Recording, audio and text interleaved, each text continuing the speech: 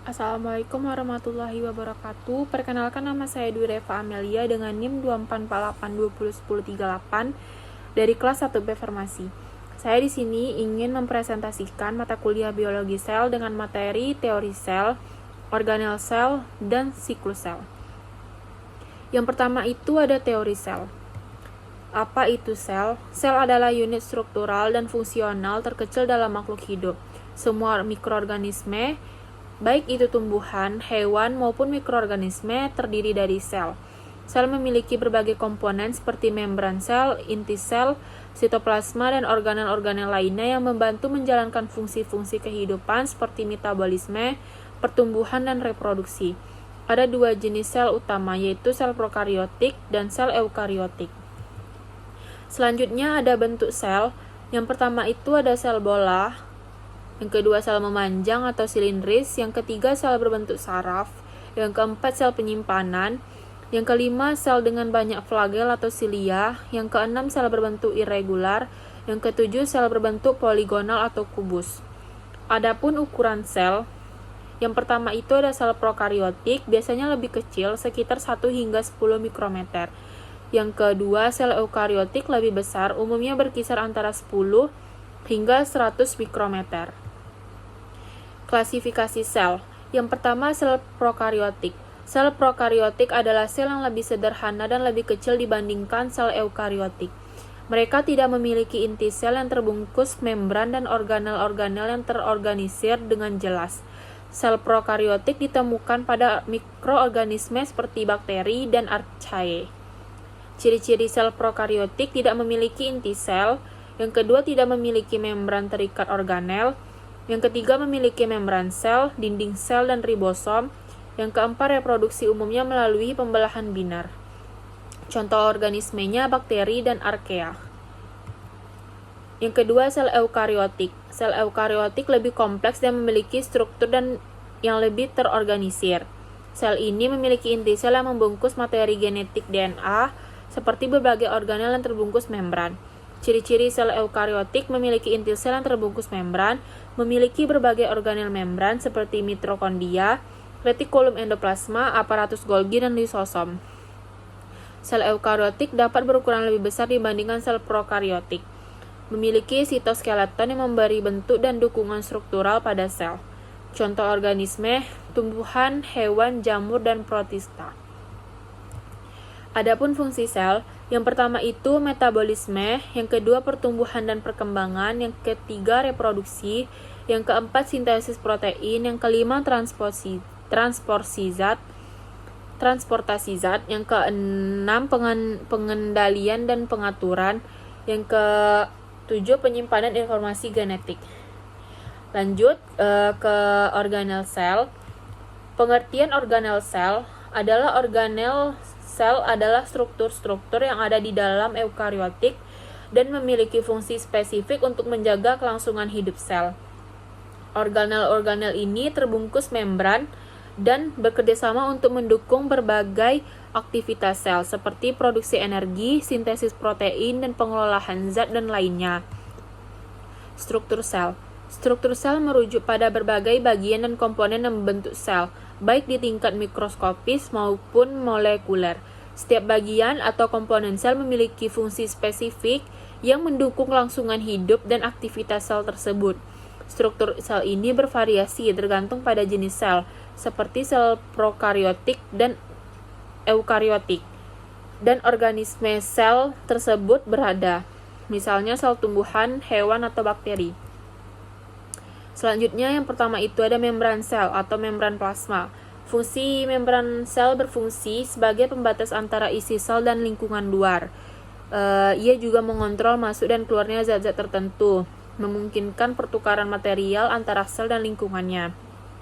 Selain itu, membran juga terlibat dalam komunikasi sel dengan sel lain melalui reseptor yang ada pada permukaannya. Struktur membran sel tersusun atas lapisan ganda fosfolipid dengan protein yang tertanam di dalamnya. Struktur ini bersifat semi-permeabel, artinya hanya molekul tertentu yang bisa melewati membran tersebut, baik secara pasif difusi atau aktif transportasi aktif. Yang kedua, ada fungsi sitosol. adalah cairan yang mengisi ruang di dalam sel dan di luar organel. Ia merupakan tempat terjadinya banyak reaksi kimia yang penting. Strukturnya pun, sitosol terdiri dari air, ion, dan molekul kecil. Yang ketiga, nukleus atau inti sel. Fungsi nukleus adalah sebagai pusat kendali sel yang menyimpan informasi genetik dalam bentuk DNA atau asam deoksiribonukleat. Nukleus mengatur proses-proses penting dalam sel, termasuk pembelahan sel, sintesis protein, dan replikasi DNA. Struktur. Nukleus dikelilingi oleh membran inti yang memiliki pori-pori yang mengatur pertukaran bahan antara inti dan sitoplasma. Di dalamnya terdapat kromatin yang terdiri dari DNA dan protein histon yang akan membentuk kromosom saat sel akan membelah. Yang keempat, retikulum endoplasma atau RE. Fungsinya, retikulum endoplasma berperan dalam sintesis protein dan lipid serta detoksifikasi sel. Terdapat pun ada dua retikulum endoplasma, yang pertama kasar dan halus. Kalau kasar mempunyai ribosom, kalau halus tidak mempunyai ribosom. Strukturnya, retikulum endoplasma terdiri dari jaringan membran pipih yang saling berhubungan. Yang kelima ada ribosom. Ribosom berfungsi dalam sintesis protein, yaitu mengubah informasi genetik yang terdapat pada mRNA menjadi urutan asam amino untuk membentuk protein. Adapun strukturnya, ribosom terdiri dari dua subunit, besar dan kecil, yang terbuat dari RNA, ribosom rNA, dan protein. Ribosom dapat ditemukan bebas di sitoplasma atau menempel pada permukaan retikulum endoplasma kasar. Yang keenam, aparatus Golgi atau badan Golgi. Fungsi aparatus Golgi berperan dalam pengelolaan, pengemasan, dan pengiriman protein dan lipid yang disintesis oleh retikulum endoplasma ke tujuan akhir, baik itu ke luar sel atau ke bagian lain di dalam sel. Struktur aparatus Golgi terdiri dari tumpukan membran pipih yang disebut pada sisi cis menerima vesikel dari retikulum endoplasma. Yang ketujuh ada mitokondria. Fungsi mitokondria dikenal sebagai pembangkit tenaga sel dikarenakan menghasilkan energi dalam bentuk ATP melalui respirasi seluler. Strukturnya, mitokondria memiliki dua lapisan membran. Membran di dalamnya berlipat membentuk struktur yang disebut krista yang meningkatkan luas permukaan untuk reaksi kimia. Di dalam matriks mitokondria terdapat enzim untuk metabolisme. Yang kedelapan, lisosom. Fungsi lisosom dalam pencernaan intraseluler yaitu menguraikan bahan-bahan yang sudah tidak diperlukan atau zat asing. Lisosom mengandung enzim pencernaan yang disebut hidrolase. Struktur lisosom berbentuk bulat dan dikelilingi oleh membran-membran. Yang kesembilan ada vakuola. Vakuola berfungsi untuk menyimpan air, nutrisi, dan limbah pada sel tumbuhan. Vakuola juga berfungsi untuk menjaga tekanan turgor dan menyimpan pigmen serta produksi sampingan lainnya. Struktur vakuola merupakan ruangan berisi cairan yang dikelilingi oleh membran, yaitu tonoplas. Vakuola tumbuhan biasanya lebih besar dibandingkan dengan vakuola sel hewan. Yang ke-10 ada sitoskeleton. Fungsi sitoskeleton memberikan bentuk dan dukungan struktural pada sel, serta berperan dalam pergerakan sel, pembelahan sel, dan transportasi materi dalam sel. Strukturnya, sitoskeleton terdiri dari 3 jenis filamen utama. Yang pertama ada mikrotubulus, yang kedua filamen intramedial, yang ketiga ada mikrofilamen atau aktin. Yang ke-11 ada sentrosom dan sentriol. Fungsi sentrosom terdiri dari 2 sentrosol berfungsi perorganisasian mikrotubulus yang digunakan dalam pembelahan sel untuk memberi atau membentuk spindle. Strukturnya, sentrosom terletak di dekat inti sel, terdiri dari 2 sentriol yang saling tegak lurus dan satu sama lain. Yang kedua, plasmodesmata pada sel tumbuhan. Fungsi plasmodesmata adalah saluran kecil yang menghubungkan sel tumbuhan, memungkinkan pertukaran zat dan komunikasi antar sel. Struktur plasmodesmata adalah saluran membran yang menghubungkan sitoplasma 2 sel tetangga melewati dinding sel. Lanjut, yang ketiga itu ada siklus sel. Apa itu siklus sel? Siklus sel adalah rangkaian proses yang dilalui oleh sel dari awal pembentukan hingga pembelahan untuk menghasilkan 2 sel anak yang identik pada mitosis atau untuk menghasilkan gamet, sel telur, dan sel sperma. melalui meiosis.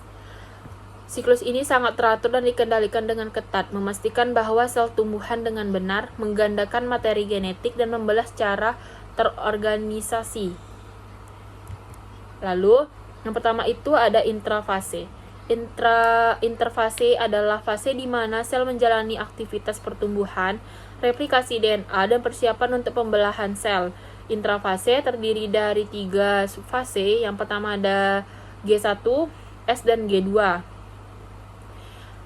Selama fase ini, sel tidak membelah tetapi menjalankan proses penting untuk memastikan bahwa pembelah sel dapat berlangsung dengan lancar. Fase G1 atau GAP1.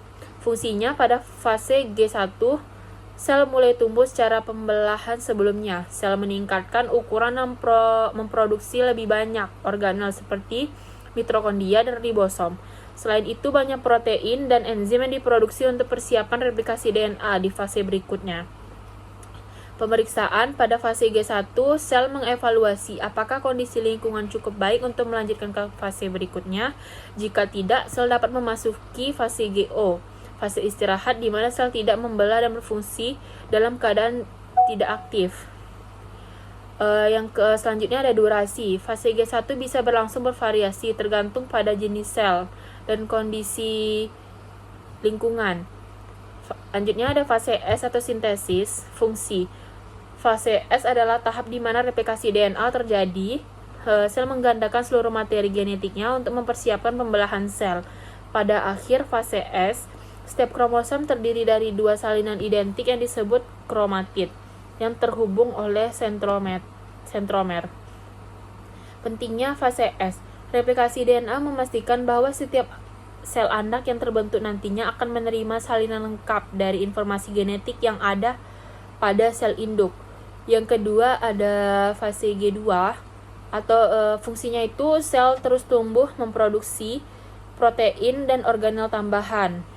Dan pemeriksaannya itu sebelum memasuki mitosis, sel melakukan pemeriksaan untuk memastikan bahwa DNA tidak adanya kerusakan. Lalu durasinya, fase G2 biasanya lebih pendek dibandingkan fase G1. Lalu ada fase pembelahan sel. Setelah sel melewati interfase, ia memasuki tahap pembelahan sel. Proses pembelahan ini terdiri dari 2 tahap utama, yaitu mitosis dan sitokinesis. Mitosis ini proses di mana sel induk membelah menjadi 2 sel anak yang identik secara genetik, masing-masing dengan jumlah kromosom yang sama dengan sel induk. Mitosis terdiri dari beberapa tahap. Yang pertama ada profas, yang kedua metafas, yang ketiga anafas, dan keempat ada telofas. Selanjutnya ada sitokinesis. Fungsinya ini sitokinesis adalah proses pembelahan sitoplasma yang memastikan bahwa kedua anak memiliki volume. Dan pada sel hewan, sitokinesis terjadi dengan pembentukan cincin kontraktil yang terdiri dari filamen aktin di sekitarnya. Pada tumbuhan, karena adanya dinding sel, sitokinesis melibatkan pembentuknya sel dinding yang baru di tengah-tengah. Lalu yang ketiga ada checkpoint dalam siklus sel. Siklus sel dilengkapi dengan titik-titik pemeriksaan atau checkpoint untuk memastikan bahwa setiap tahap dalam siklus sel terjadi dengan benar. Jika ada masalah seperti kerusakan DNA atau kesalahan dalam pembelahan, checkpoint akan menghentikan siklus sel atau memicu perbaikan atau kematian sel atau apoptosis. Titik pemeriksaan utama adalah checkpoint G1, memeriksa apakah cukup besar dengan kondisi lingkungan memungkinkan pembelahan. Checkpoint G2, memeriksa apakah DNA telah direplikasi dengan benar tanpa adanya kerusakan. Yang ketiga, checkpoint metafase, memastikan bahwa kromosom telah terpasang dengan benar di spindle sebelum dikutub sel. Jika terjadi kesalahan dalam proses ini, sel dapat menghentikan siklusnya atau bahkan mati. Jika tidak berfungsi dengan baik, bisa menyebabkan pertumbuhan yang tidak berpotensi menyebabkan kanker. Yang keempat, itu ada pengatur siklus sel.